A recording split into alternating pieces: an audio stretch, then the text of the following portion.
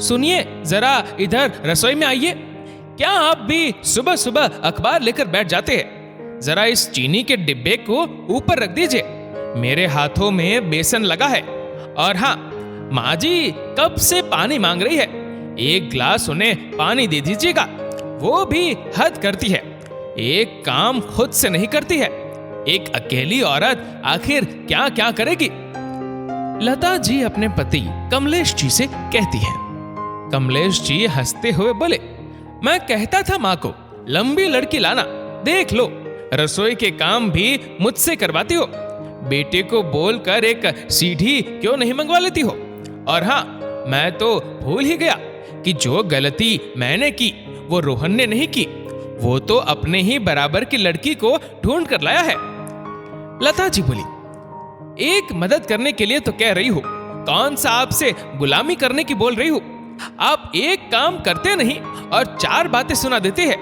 आपके बेटे को अपनी बीवी की गुलामी करने से फुर्सत मिले तब तो माँ के बारे में सोचेंगे। चलिए जाइए, मुझे मेरा काम करने दीजिए। तभी लता जी की सास विमला जी ने आवाज लगाई, बेटा कमलेश कहाँ हो? मेरा चश्मा नहीं मिल रहा, जरा ढूंढ दो।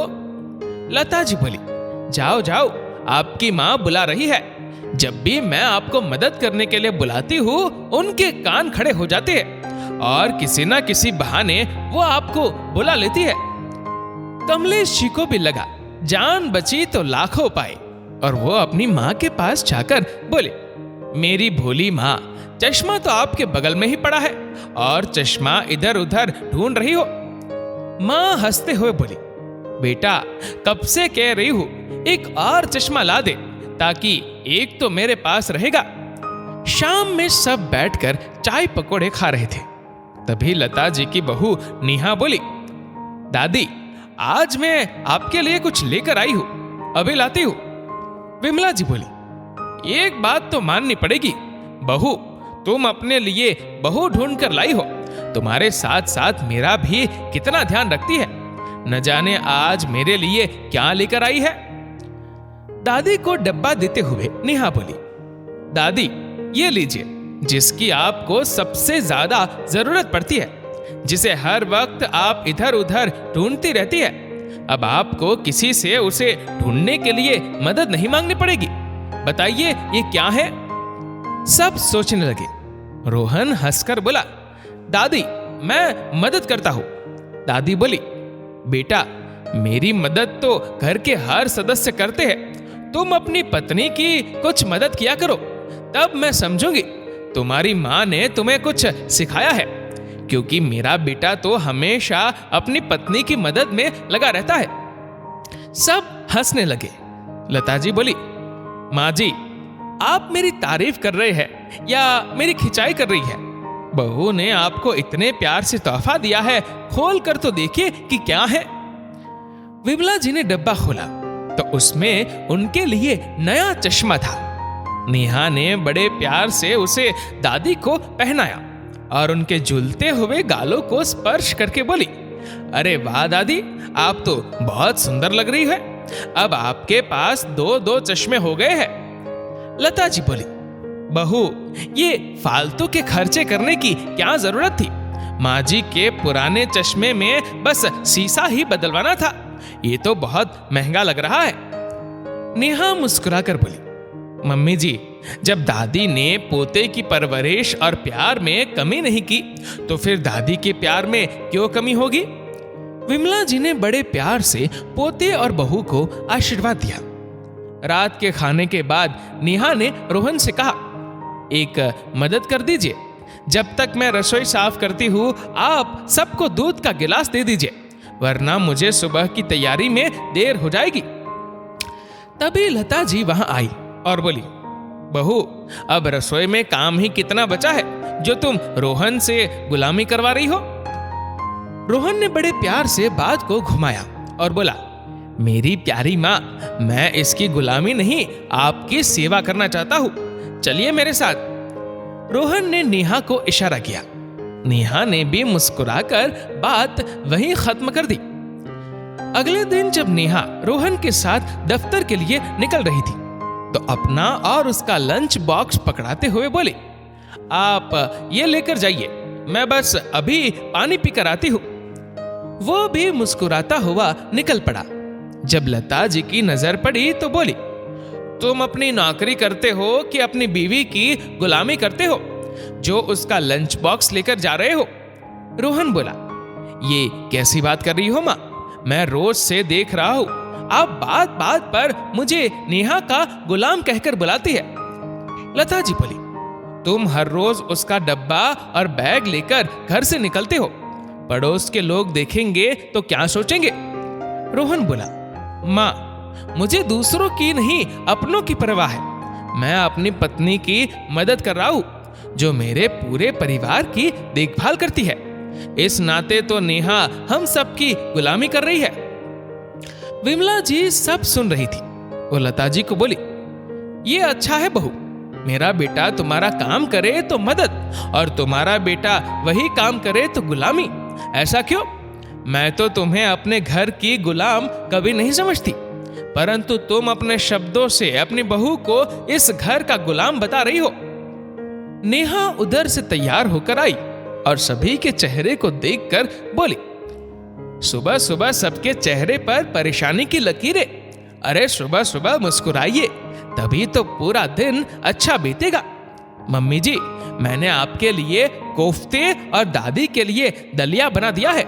दादी, आज आपको दलिया खाना है, रात में आपके लिए मैं कुछ अच्छा बनाऊंगी। इतना कहकर दोनों दफ्तर चले गए। विमला जी बोली, देखा बहू, वो सब सुनकर भी हमारी बातों को अनसुना कर देती है। हम सबके चेहरे पर खुशी लाने के लिए वो क्या कुछ नहीं करती है।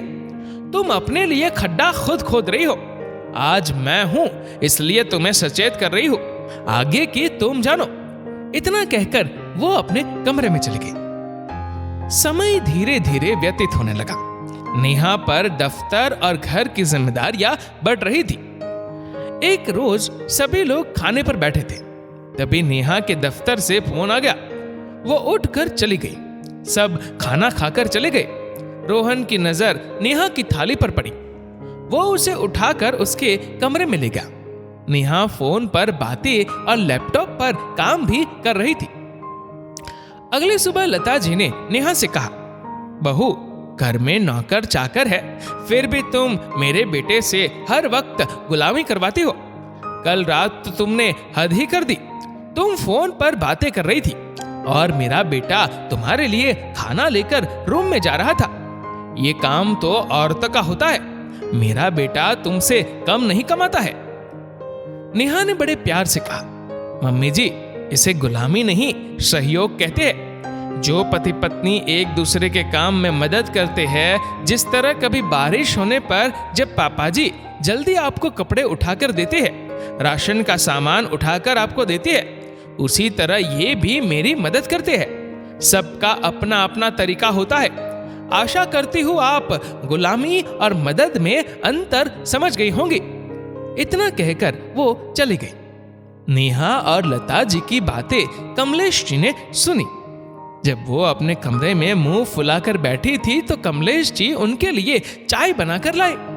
लता जी बोली, आज बड़े दिनों बाद आप मेरे लिए चाय बनाकर लाए।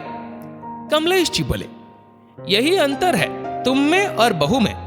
मैं तुम्हारे लिए प्यार से चाय लाया, तुमने उसमें भी मेरी मंशा देखी। लता, मैं तुम्हारा कहना मानता हूं तो तुम उसे मदद का नाम देती हो। वही रोहन करता है तो तुम उसे गुलामी क्यों कहती हो? जीवन रूपी गाड़ी दो पहियों से चलती है, तभी तो मंजिल तक पहुंचती है। और ये बात तुमसे बेहतर कौन जानता है? तुम जैसी सुलझी हुई पत्नी को पाकर मैं कितना खुश हूं, ये मैं तुम्हें शब्दों में नहीं बता सकता।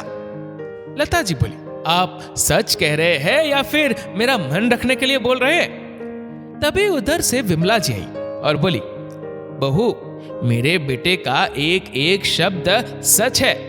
हम मजाक में तुम्हें जो भी कह दे, परंतु तुमने एक एक ईंट जोड़कर इस घर को घर बनाया है। बस मदद को गुलामी का नाम देकर अपने आने वाले रिश्तों को खराब मत करो। इतना बोलकर वो अपने कमरे में चली गई। अगले दिन सुबह जब रोहन तैयार होकर जाने लगा तब लता जी बोली, कहाँ चले, बहू कहाँ है? रोहन बोला, माँ वो रिक्शे से आ जाएगी, मुझे देरी हो रही है, मेरा टिफिन दे दीजिए। लता जी ने 2 टिफिन बॉक्स रोहन को पकड़ाए और बोली, थोड़ी सी देर में तुम्हारी तनख्वाह नहीं कट जाएगी, बहू और उसका डिब्बा दोनों लेकर जाओ। पत्नी की इतनी भी मदद नहीं कर सकते, कुछ सीखो अपने पापा से। लता जी की बातें सुनकर नेहा और रोहन दोनों के चेहरे पर फिर से मुस्कुराहट आ गई। दोनों एक साथ दफ्तर के लिए निकल गए। इधर कमलेश जी और विमला जी लता जी के बदलते स्वभाव से बहुत खुश थे। जैसे हम अपने पतियों से मदद की उम्मीद रखते हैं, वैसे ही बहू बेटी भी अपने पतियों से मदद की उम्मीद रखती होगी। फिर दोनों की मदद में इतना अंतर क्यों?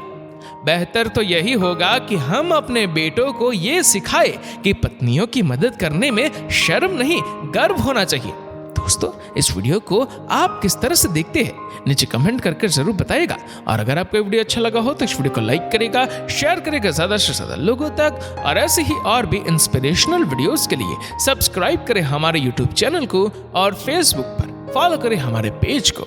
धन्यवाद।